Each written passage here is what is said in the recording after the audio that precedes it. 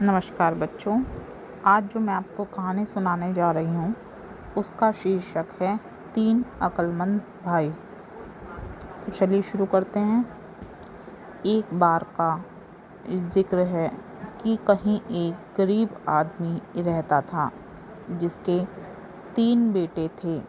वह अक्सर अपने बेटों से कहता, मेरे बेटों, हमारे पास न तो रेवड़ है और न ही सोना, कुछ भी तो नहीं है, इसलिए तुम्हें एक दूसरी ही किस्म का खजाना जमा करना चाहिए। अधिक समझने और जानने की कोशिश करो, क्यों कोई भी चीज़ तुम्हारी नज़र से बच न पाए। बड़े बड़े रेवड़ों की जगह तुम्हारे पास पैनी नज़र होगी और सोने की जगह तेज दिमाग होगा। ऐसी दौलत जमा कर लेने पर तुम्हें कभी किसी चीज़ की कमी न रहेगी और तुम दूसरों के मुकाबले में 19 नहीं रहोगे। वक्त गुजरा और कुछ बाद समय बूढ़ा चल बसा। भाई मिल बैठे। उन्होंने सारी स्थिति पर विचार किया और फिर बोले, हमारे लिए यहाँ कुछ भी तो करने को नहीं, आओ घूम फिर कर दुनिया को देखें। ज़रूरत होने पर हमें चरवाहों या खेत मजदूरों का काम कर लेंगे। हम कहीं भी क्यों न हों, भूखे नहीं मरेंगे।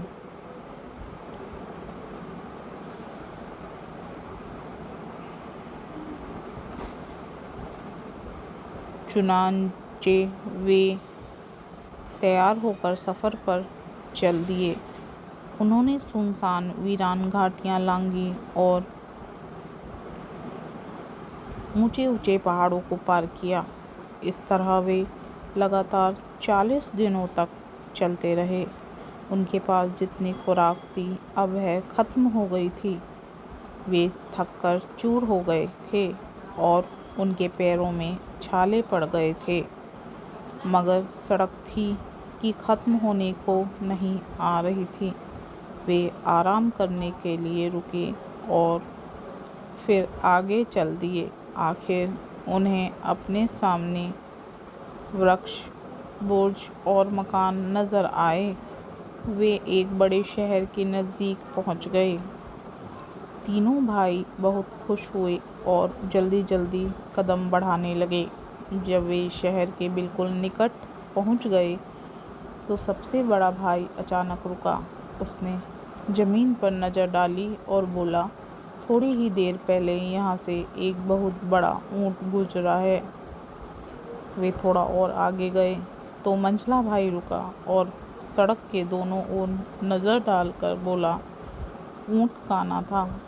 वे कुछ और आगे गए तो सबसे छोटा भाई ने कहा, ऊँट पर एक औरत और एक बच्चा सवार थे। बिल्कुल सही, दोनों बड़े भाइयों ने कहा और तीनों फिर आगे बढ़ चले। थोड़ी देर बाद एक घुड़सवार उनके पास से गुजरा। सबसे बड़े भाई ने उसकी ओर देखकर पूछा, घुड़सवार, तुम किसी खोई हुई चीज़ की तलाश कर रहे हो ना? घुड़सवार ने घोड़ा रोककर जवाब दिया, हाँ। तुम्हारा ऊँट खो गया है ना? सबसे बड़े भाई ने पूछा। हाँ। बहुत बड़ा सा? हाँ। वह काना है ना? मझले भाई ने पूछा। हाँ। एक छोटे से बच्चे के साथ उस पर औरत सवार थी ना? सबसे छोटे भाई ने सवाल किया। घुड़सवार ने तीनों भाइयों को शक की नज़र से देखा और बोला, तो तुम्हारे पास है मेरा ऊँट? जल्दी बताओ, तुमने उसका क्या किया? हमने तुम्हारे ऊँट की शक्ल तक नहीं देखी, भाइयों ने जवाब दिया। तो तुम्हें उसके बारे में सभी बातें कैसे मालूम हुई? क्योंकि हम अपनी आँखों से और दिमाग से काम लेना जानते हैं, भाइयों ने जवाब दिया। जल्दी से उस दिशा में अपना घोड़ा दौड़ाओ, वहाँ तुम्हें तुम्हारा ऊँट मिल जाएगा। नहीं, ऊँट के मालिक ने जवाब दिया, मैं उस दिशा में नहीं जाऊँगा। मेरा ऊँट तुम्हारे पास है और तुम्हें ही उसे मुझे लौटाना पड़ेगा। हमने तो तुम्हारे ऊँट को देखा तक नहीं, भाइयों ने परेशान होते हुए कहा, मगर घुड़सवार उनकी एक भी सुनने को तैयार नहीं था। उसने अपनी तलवार निकाली और उसे जोर से घुमाते हुए तीनों भाइयों को अपने आगे आगे चलने का हुक्म दिया। इस तरह वह उन्हें सीधे अपने देश के बादशाह के महल में ले गया। इन तीनों भाइयों को संतरियों के सुपुर्द कर वह खुद बादशाह के पास गया। मैं अपने रेवड़ों को पहाड़ों पर लिए जा रहा था, उसने कहा, और मेरी बीवी मेरे छोटे से बेटे के साथ एक बड़े से काने ऊँट पर मेरे पीछे पीछे आ रही थी। किसी तरह उनका ऊँट पीछे रह गया और वे रास्ते से भटक गए। मैं उन्हें खोजने गया तो मुझे रास्ते में 3 आदमी मिले जो पैदल चले जा रहे थे। मुझे पूरा यकीन है कि उन्होंने मेरा ऊँट चुराया है और मेरी बीवी तथा बेटे को मार डाला है। तुम ऐसा क्यों समझते हो? जब वह आदमी अपनी बात कह चुका तो बादशाह ने पूछा, इसलिए कि मैंने उन लोगों से इस संबंध में एक भी शब्द नहीं कहा था। फिर भी उन्होंने मुझे यह बताया कि ऊँट बहुत बड़ा और काना है तथा उस पर एक औरत बच्चे के साथ सवार है। बादशाह ने थोड़ी देर सोच विचार किया और फिर बोला, जैसा कि तुम कहते हो, तुम्हारे बताए बिना ही तुम्हारे ऊँट के बारे में उन्होंने सभी कुछ ऐसे अच्छे ढंग से बयान किया है तो ज़रूर उन्होंने उसे चुराया होगा। जाओ, उन चारों को यहाँ लाओ। ऊँट का मालिक बाहर गया और तीनों भाइयों को साथ लिए हुए झटपट अंदर आया। चारों फौरन बताओ। बादशाह उन्हें धमकाते हुए चिल्लाया, फौरन जवाब दो। तुमने इस आदमी का ऊँट कहाँ गायब किया है? हम चोर नहीं हैं। हमने इसका ऊँट कभी नहीं देखा, भाइयों ने जवाब दिया। तब बादशाह बोला, मालिक के कुछ भी बताए बिना तुमने ऊँट के बारे में बिल्कुल सही तौर पर बयान किया है।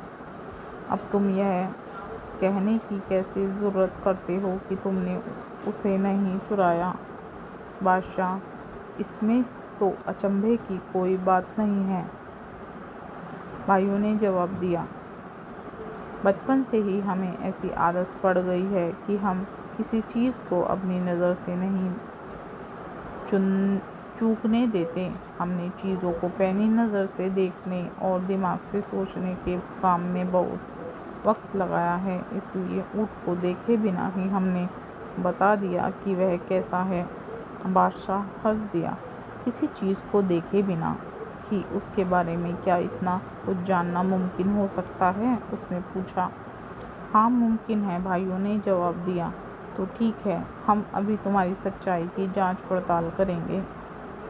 बादशाह ने इसी समय अपने वज़ीर को बुलाया और उसके कान में कुछ फुसफुसाया। वज़ीर फौरन महल के बाहर चला गया, मगर बहुत जल्दी ही वह 2 नौकरों के साथ लौटा। नौकर एक टिकठी पर बहुत बड़ी सी पेटी रखकर लाए थे। नौकरों ने पेटी को बहुत सावधानी से दरवाजे के पास रख दिया और वह बादशाह को दिखाई दे सके और खुद एक तरफ को हट गए। तीनों भाई दूर से खड़े उन्हें देखते रहे। उन्होंने इस बात को गौर से देखा कि पेटी कहाँ से और कैसे लाई गई थी, किस ढंग से फर्श पर रखी गई थी। हाँ, तो चोरों, हमें बताओ कि उस पेटी में क्या है? बादशाह ने कहा। बादशाह सलामत, हम तो पहले ही यह अर्ज कर चुके हैं कि हम चोर नहीं हैं, सबसे बड़े भाई ने कहा। पर यदि आप चाहते हैं तो मैं आपको यह बता सकता हूँ कि उस पेटी में क्या है। उसमें कोई छोटी सी गोल चीज़ है। उसमें अनार है, मझला भाई बोला। हाँ, और वह अभी कच्चा है, सबसे छोटे भाई ने जोड़ा। यह सुनकर बादशाह ने पेटी को नज़दीक लाने का हुक्म दिया। नौकरों ने फौरन हुक्म पूरा किया। बादशाह ने नौकरों से पेटी खोलने के लिए कहा। पेटी खुल जाने पर उसने उसमें झांका। जब उसे उसमें कच्चा अनार दिखाई दिया तो उसकी हैरानी की कोई हद न रही। आश्चर्यचकित बादशाह ने अनार निकालकर वहाँ हाजिर सभी लोगों को दिखाया। तब उसने ऊँट के मालिक से कहा, इन लोगों ने यह साबित कर दिया कि ये चोर नहीं हैं। वास्तव में ये बहुत ही समझदार लोग हैं। तुम कहीं और जाकर अपना ऊँट की तलाश करो। बादशाह के महल में उस समय हाजिर सभी लोगों की हैरानी का कोई ठिकाना न था, मगर सबसे बढ़कर तो खुद बादशाह हैरान था। उसने सभी तरह के बढ़िया और लजीज खाने मंगवाए और लगा इन भाइयों की खातिरदारी करने। तुम लोग बेकसूर हो और जहाँ भी जाना चाहो जा सकते हो, मगर जाने के पहले तुम मुझे सारी बात तफसील के साथ बताओ। तुम्हें यह कैसे पता चला कि उस आदमी का ऊँट गुम हुआ है, और तुमने यह कैसे जाना कि ऊँट कैसा था? सबसे बड़े भाई ने कहा, धूल पर उसके पैरों के निशानों से मालूम हुआ कि कोई बहुत बड़ा ऊँट वहाँ से गुजरा है। जब मैंने अपने पास से गुजरने वाले घुड़सवार को अपने चारों ओर नज़र दौड़ाते देखा तो उसी वक्त मेरी समझ में यह बात आ गई कि वह क्या खोज रहा है। बहुत खूब, बादशाह ने कहा। अच्छा, अब यह बताओ कि तुम में से किसने इस घुड़सवार को यह बताया कि ऊँट काना है? कानापन तो सड़क पर निशान नहीं छोड़ता। मैंने इस बात का अनुमान इसलिए लगाया कि सड़क के दाईं ओर की घास तो ऊँट ने चरी थी, मगर बाईं ओर की घास ज्यों की त्यों थी। मझले भाई ने जवाब दिया। बहुत खूब, बादशाह ने कहा। तुम में से यह अनुमान किसने लगाया था कि उस पर बच्चे के साथ एक औरत सवार थी? मैंने, सबसे छोटे भाई ने जवाब दिया। मैंने देखा कि एक जगह पर ऊँट के घुटने टेक कर बैठने के निशान बने हुए थे। उनके करीब ही रेत पर एक औरत के जूतों के निशान चिन्ह दिखाई दिए। साथ ही छोटे छोटे पैरों के निशान थे, जिससे मुझे पता चला कि औरत के साथ एक बच्चा भी था। बहुत खूब, तुमने बिल्कुल सही कहा, बादशाह बोला। मगर तुम लोगों को यह कैसे पता चला कि पेटी में कच्चा अनार है? यह बात तो मेरी समझ में बिल्कुल नहीं आ रही। सबसे बड़े भाई ने कहा, जिस तरह दोनों नौकर उसे उठाकर लाए थे, उससे बिल्कुल जाहिर था कि वह ज़रा भी भारी नहीं है। जब वह पेटी को फर्श पर टिका रहे थे तो मुझे उसके अंदर किसी छोटी सी गोल चीज़ के लुढ़कने की आवाज़ सुनाई दी। मझला भाई बोला, मैंने ऐसा अनुमान लगाया कि चूंकि पेटी बगीचे की तरफ से लाई गई है और उसमें कोई छोटी सी गोल चीज़ है, तो वह ज़रूर अनार ही होगा, कारण कि आपके महल के आसपास अनारों के बहुत से पेड़ लगे हुए हैं। बहुत खूब, बादशाह ने कहा। और फिर उसने सबसे छोटे भाई से पूछा, मगर तुम्हें यह कैसे पता चला कि अनार कच्चा है? इस वक्त तक बगीचे में सभी अनार कच्चे हैं, यह तो आप खुद ही देख सकते हैं, उसने जवाब दिया और खुली हुई खिड़की की ओर संकेत किया। बादशाह ने बाहर जाकर देखा तो पाया कि बगीचे में लगे अनार के सभी वृक्षों पर कच्चे अनार लटक रहे थे। बादशाह इन भाइयों की असाधारण पैनी नज़र और तेज दिमाग से हैरान रह गया।